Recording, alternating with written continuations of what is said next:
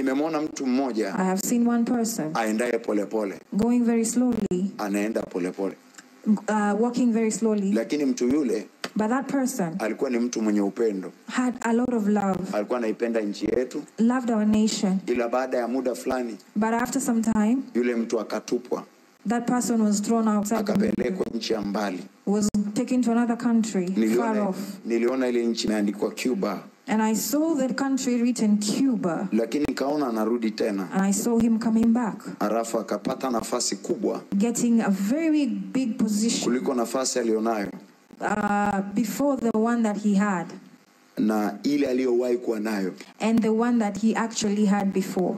Ametupwa, he actually been thrown aside, ila Mungu amemtaka tena. but God desires him again. Kuna mtu mmoja, there is one person, yupo Cuba wakati huu, he's in Cuba right now, anaenda kurudi Tanzania, he's coming back to Tanzania, na hakuna atakayezuia, and nobody will actually oppose him.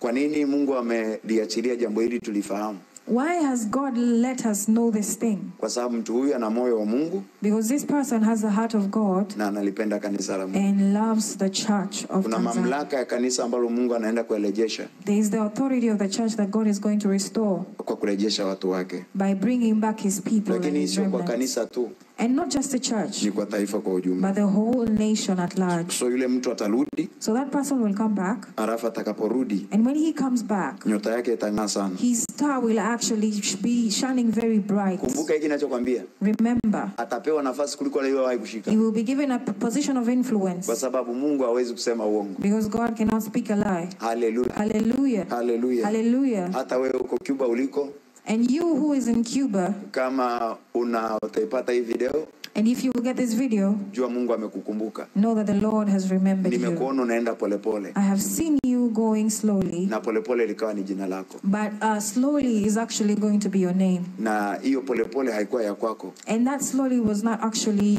it was not actually yours. Ni Mungu aliiweka, Is God.